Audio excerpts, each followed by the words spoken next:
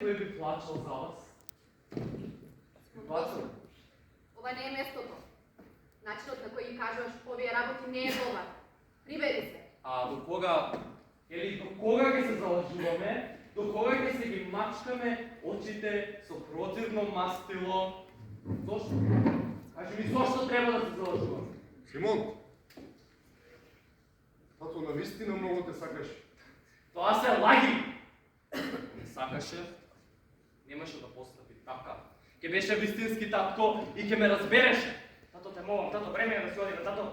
Филип, слушај, Ако јас сум таков татко кон тебе, како што тој беше кон мене, сакам да ми плукнеш во фаца. Но доста веќе прекини!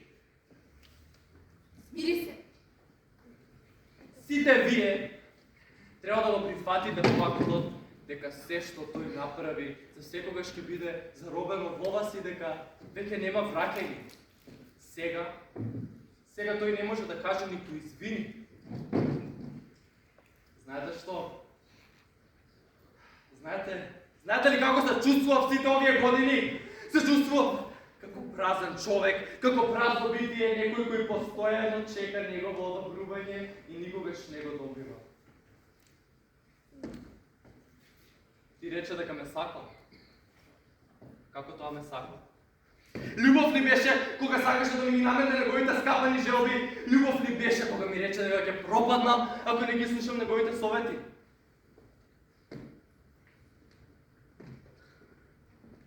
Единствено жалам.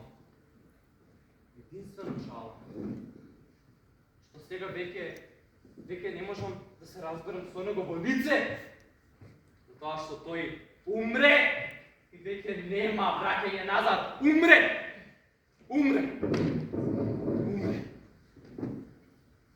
Како тоа умре? Што зборуваш, сине? Чекаме таткот. Тој ќе се врати. Како тоа умре? Што зборуваш?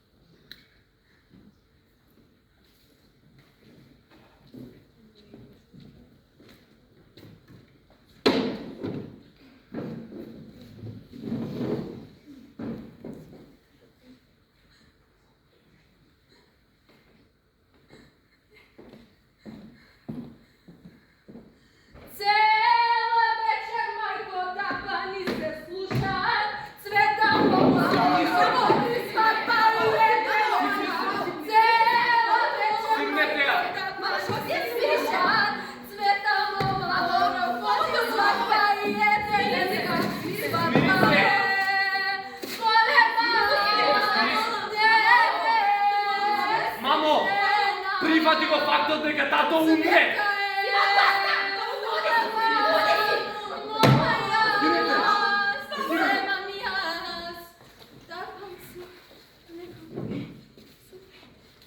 Тато умре, мама.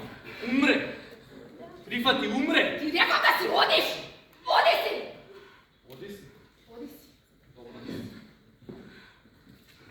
Тато, чекай, види, ја најдов оваа касета.